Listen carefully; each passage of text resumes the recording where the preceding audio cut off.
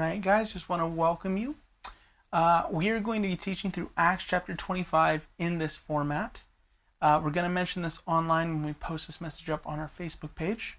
That last week we studied Acts chapter 24, and this week on Sunday we're going to read through Acts chapter 26, and it's for a very specific reason. Acts chapter 25 is, as you will see, highly historical and is primarily a running record of Luke that helps to set up what Paul's going to say in our next chapter, which is a little more theological. So I decided, hey, let's not skip over chapter 25. We want to be a verse-by-verse, chapter-by-chapter church, and yet at the same time, let's recognize that there's also a need for us to be able to invite people on a Sunday morning and realize that whatever is given Sunday is both for the believer and tailored towards someone's first experience at church as well. We want to make sure that what we're giving is theologically dense, not just historically dense, and is something that you can feel confident in week after week will hit somebody who's not only a student of history, but someone who's trying to be a student of theology. So that being said, let's go ahead and dive into chapter 25. The title of our message is Governors and Kings. In our last chapter, we read all about Antonius Felix, a governor who chose desire over his duty, what his job demanded, and our chapter ended with him in a bit of a bitter compromise. He wanted to please the Jews who were under his watch, but he could not sentence Paul, who was a Roman citizen, to death because killing a Roman citizen without any good reason would have been a reason for him to get killed as well. So rather than solve this issue by either releasing Paul as an innocent man, which he was, or killing him, Antonius Felix decided to make it the next governor's problem. He decided to delay. We read last week in Acts chapter 24, verse 27, it says that when 2 years had passed, Felix was succeeded by Porcius Festus. But because Felix wanted to grant a favor to the Jews, he left Paul in prison. In other words, this was a political hot potato. There was no solution here for the governor of the Judean province, no matter who they were. Festus had not abused the Jews as Felix, his predecessor, had, and he was just now coming into power with a clean slate, yet there was above his head hovering the issue of what to do with Paul. We can read about how quickly this issue came to the forefront for Festus as he goes into Jerusalem to first acquaint himself with the religious leaders of Jerusalem and of the temple. We can read that in verses 1 through 5 of Acts chapter 25, and it says this: 3 days after arriving in the province, Festus went up from Caesarea to Jerusalem, where the chief priests and the Jewish leaders appeared before him and presented the charges against Paul. Here was their charges. They requested Festus as a favor to them to have Paul transferred to Jerusalem, for they are preparing an ambush to kill him along the way. Festus answered, Paul is being held at Caesarea, and I myself am going there soon. Let some of your leaders come with us, and if the man has done anything wrong, they can press charges against him there. In other words, Festus did not seem to have bad intentions here. He seems to have good intentions. He's trying to learn about the people who he will be ruling over, yet seemingly, instantly, the issue of Paul comes up. The high priest Ananias still very much wanted Paul dead, as many of the religious leaders would have, and they are willing to do whatever it takes to make that happen. When they see Festus appearing and they know he's a new person in this role, they try to fool him by asking him to bring Paul to them in Jerusalem. And again, they're going to frame it as so we can have a religious case, when in reality the intention behind it is to kill him on his way there. And they had done this, they had planned to do this, to the commander of Jerusalem, Lysias, as well. They had gone and made the request that Lysias allow Paul to come back before the Sanhedrin previously to make an appearance so that they could attach charges to him of what they thought he had done wrong, when in reality they were simply going to have him killed along the way. Festus seems to have wisely made himself familiar with the case and refuses to give in to their request. He does not want to align himself with Paul and alienate himself from the Jewish leadership so soon in his reign, yet at the same time he understands that there's probably something going on underneath the surface here. So he meets them halfway. He asks them to come to Caesarea, where Paul is safe and being held, and to make their case there, and truly, if Paul has done something wrong, then he'll be punished. In my opinion, this is very much the correct action for this man to have taken in his position. Yet, this a bit of inconvenience to travel to Caesarea again does not dissuade the Jews. So we see this in verses 6 through 8. It says, "After spending 8 or 10 days with them, Festus went down to Caesarea. The next day he convened the court and ordered that Paul be brought before him. When Paul came in, the Jews who had come down from Jerusalem stood around him. They brought many serious charges against him, but they could not prove them." Finally, it says, when Paul made his defense, he says, "I have done nothing wrong against the Jewish law or against the temple or against Caesar." It's funny that he adds that last bit of language there. I haven't done anything against the physical location. I haven't done anything against the law of the Jews. And in addition to that, I'm no threat to Rome. You see, Festus realizes quickly that he's going to run into the exact same political nightmare as Felix. There are strong claims that demand punishment, yet there's no proof. And Paul is again both a Roman citizen who must be protected and seems to have an airtight legal defense of they can't even prove what they're saying. There's no one who is on the scene who's accusing me right now. Yet he isn't a person who Festus wants to be associated with. So again, he looks at Paul very unfavorably, and Festus would be wise to try to curry favor with the Jews at this point in his reign. But he would also again be crazy to execute a Roman citizen, just as Felix would have been before him. So what does Festus do? Well, he tries to take an easy way out, just as Felix had before him.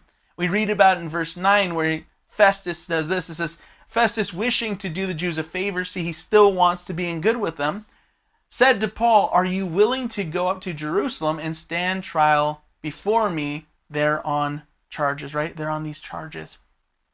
And this was a very interesting thing to do. Festus had said that he would hear them out in Caesarea. Why is he changing course now? Especially if he understood there may have been a threat there. Well, on one hand, perhaps Felix was going to send a huge army to protect Paul and was confident of his ability to save him from an assassination. He's thinking, hey, these guys are up to no good, but it just doesn't matter. We're going to get this done right. Or perhaps, and I believe this one's more likely, he saw a way to make the problem disappear.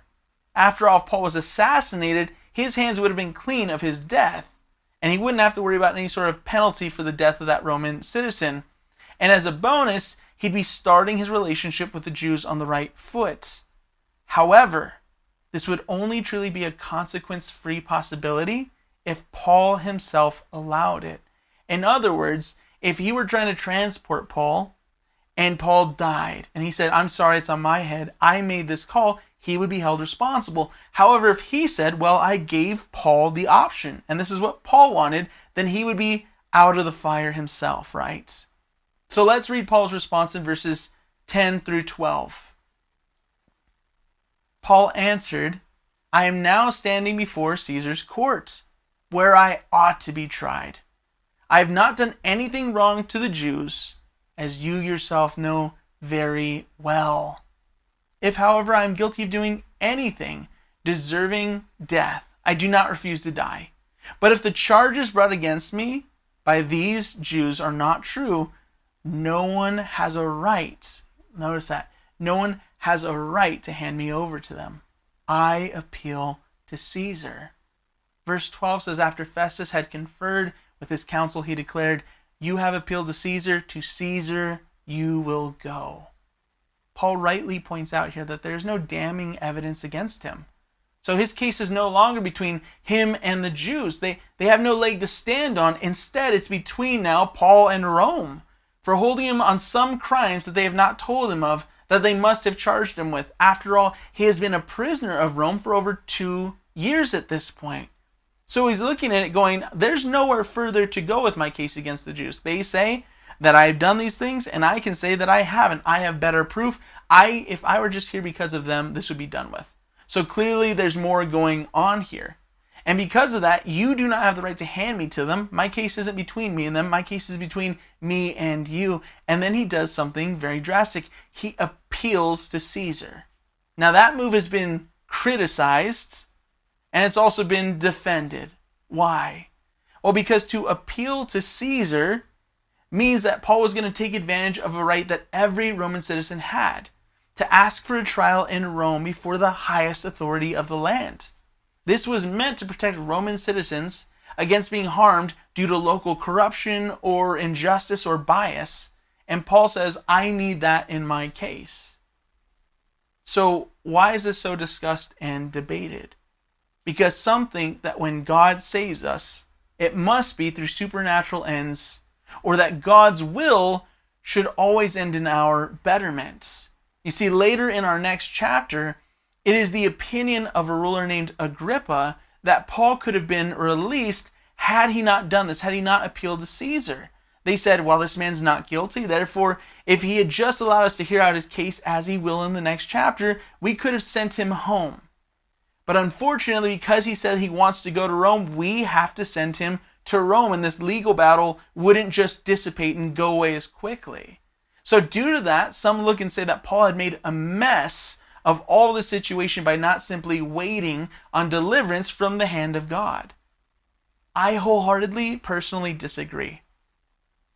I would ask this question.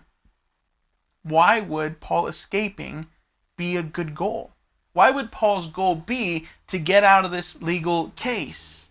You see, God had foretold that Paul would undergo suffering and that he would be preaching in Jerusalem as well as in Rome. The prophet Agabus had said that Paul would be bound by the Jewish leadership and handed over for a hearing to the Romans.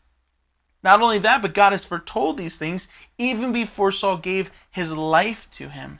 In Acts chapter 9, verse 15, we can read about God talking to Ananias, the man God sent to minister to Paul when he was blind in Damascus. It says this, but the Lord said to Ananias, go. This man is my chosen instrument to proclaim my name to the Gentiles and their kings and to the people of Israel. God told Ananias, this Christian man, what would become of Paul, and about this one day hearing before all these different men that would give him the opportunity to preach the gospel to them. And I believe that Paul's trip to Rome and his legal case falls very much within that mission. I would also like to just pause and talk very candidly about something. I would like to talk about the fact that there's such a thing as Holy Spirit-filled common sense. You see, Paul is aware at this moment that Festus seemingly would rather have him be killed and make it look accidental than deliver justice. He would rather Paul end up assassinated and himself out of Dodge than truly stand his ground and actually allow Paul to go free. And Paul also knew that he was called to go on to Rome, not back to Jerusalem. I believe Paul, when he calls for this hearing before Caesar, was acting in service to God's plan for him. He was trying to be obedient to God's calling on his life. Many Christians have an idea in their head that in order for something to be, quote unquote, of God, it must be mystical or miraculous. We see in the Bible amazing instances of God moving in this kind of larger than life way in the lives of people like, let's say, Moses, who watches God part the Red Sea. He could have gone left, he could have gone right. God led him through the sea. He waits at the edge of the sea for God to do something he could never do, and it's an amazing miracle in the Bible. We can look at Daniel, who endured a night in a lion's den. He knew that if he was caught praying, he would be punished, and yet he prayed, was punished, knowing that God would either have him meet him in heaven, or what he did here, help him to endure that night unharmed. We can also see in the life of Elijah, him call down fire from heaven to show God's power, right? None of those are practical things. Each one of those is an amazing illustration of God's almighty power. But I would also remind us that there are also stories in the Bible like the same man Elijah praying to die due to lost hope, and rather than God somehow removing all the challenges from his life or maybe giving him a peek into heaven to continue on his path, God simply feeds him and lets him take a nap. That seems like a very practical, common sense solution, right? We can read in 1 Timothy chapter 5, verse 23, that Timothy is dealing with stomach sickness, most likely, and was told by Paul to drink some wine to help. This was a locally known remedy. When we drink something that has a little bit of alcohol in it, it can help to disinfect the gut, help to purify water that's being drank from different regions that has different bacterias. So he tells him, hey, do this practical medicinal action, not go seek out some supernatural intervention, not hit your knees, fast for 5 days. It's a very practical yet spirit-led thing to do. We should realize in our own lives that it's not holier for God to do something supernatural to save us. That doesn't make us a better Christian. In fact, oftentimes, there is something that God will lead us to do that is practical to address the issue. You see, the real key here is not whether or not God does something supernatural in our lives or something seemingly ordinary. It's whether or not we're obedient to what the Holy Spirit is leading us to do. The truth is, I should not assume that God wants me to always find a practical fix without praying about it first, right? There are times where God does want to lead us into lions' dens and close the lions' mouths. There's times where he wants to lead us to the edge of the water and part the Red Sea. But we should also not assume that God only works through these crazy, again, larger-than-life divine happenings. Sometimes God leads us to take practical steps to solve these different problems. The truth is, in the Christian life, God may very well supernaturally take away a sickness, or he may lead you to see a good doctor. God may provide money for you for a need in an unexpected way, or he may provide a job for you to earn it. Paul has seen God supernaturally save him from certain death multiple times during his life, and yet in this instance of being given a choice, he has no issue with making a practical decision. In other words, Spirit-led practicality has a place in the life of a Christian. Following Paul's demand to be heard in Rome, Festus now has a new issue. See, he doesn't have to rule whether or not Paul is innocent or guilty, but he will have to give a reason for why he's sending Paul to Rome. And another ruler that we will meet here will get a wonderful opportunity to help our new governor Festus and to maybe get in good with him. Let's read Acts chapter 25, verse 13. It says this: a few days later, King Agrippa and Bernice, that is his wife, arrived at Caesarea to pay their respects to Festus. This king, Agrippa, was the figurehead ruler of Jerusalem and some of the surrounding area. And if his name is familiar, it's for a very good reason. He came from a very biblically notable family. This Agrippa, his full name is Marcus Julius Agrippa, was the son of another king named Herod Agrippa, the king who earlier in Acts saw that persecuting the Christian church could lead to political favor. So he went and killed the apostle James, and he attempted to do the same to Peter. But God rescued Peter by sending an angel to free him from prison and his chains. He also came from the same family line as many other famous kings that we read about in the New Testament. He was the step-nephew of another Herod, Herod Antipas, who was the king that killed John the Baptist, the one who imprisoned him and beheaded him. And this king, Agrippa, is also the grandson of another King Herod the Great, who attempted to murder Jesus while he was just a baby in Bethlehem. We can remember that this was the king who met with the wise men, the Magi, right? And tried to fool them into leading him to where this new rival king would be coming up from, Jesus, right? And yet when the Magi were told by God to go a different way and avoid him, he said, okay, I realize I've been fooled, so all the male babies 2 and under need to be killed. And this is where we see Jesus and his family escape to Egypt and then later on resettle in Nazareth, right? So King Agrippa, the one we're reading about here, is related to a number of wicked kings, and he himself seems to share some of those traits with them. But as if that wasn't bad enough, the truth is Bernice was also related to all these kings because in addition to being Agrippa's wife, she was also his full-blooded sister. Ew. So as these two make an appearance to welcome Festus into his role, they're doing something that's very much in their best interest.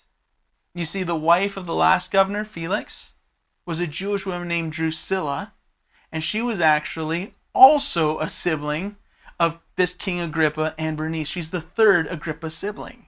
So I'm sure not only did they want to make sure that they didn't tick off the new governor who oversaw their region, but also they want to make it perfectly clear that they hold no hostility towards Festus for replacing their brother-in-law as this overseer of this area. Let's go ahead and read ahead in Acts chapter 25, verses 14 through 17, and it says this. Since they were spending many days there, that's in Caesarea, Festus discussed Paul's case with the king.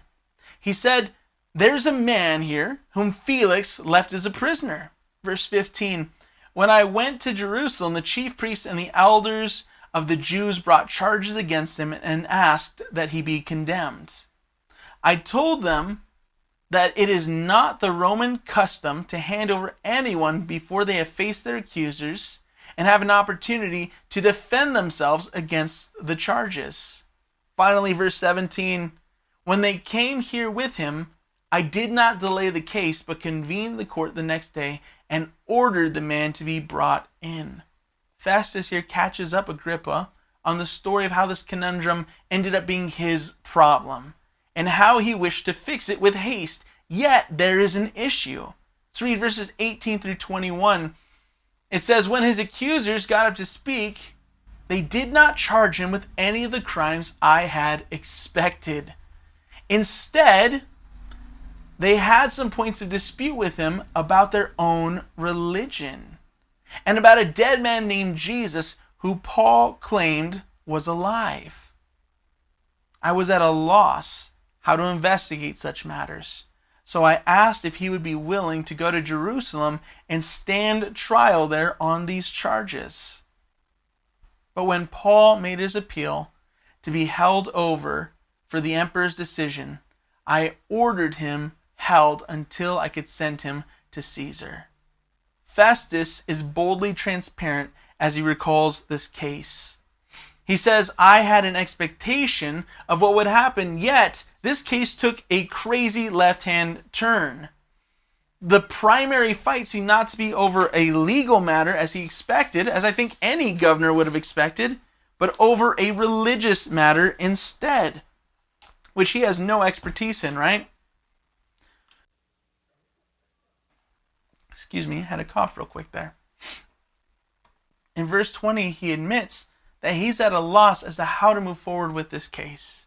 And the truth is that of all the ruling figures and governmental figures that we've read about to this point in Paul's case, Festus would have had the least experience with this clash of Jewish religion and Christianity. We know that the commander who arrested Paul was at least set up in Jerusalem. He would have been able to observe much of the worship of the Jews.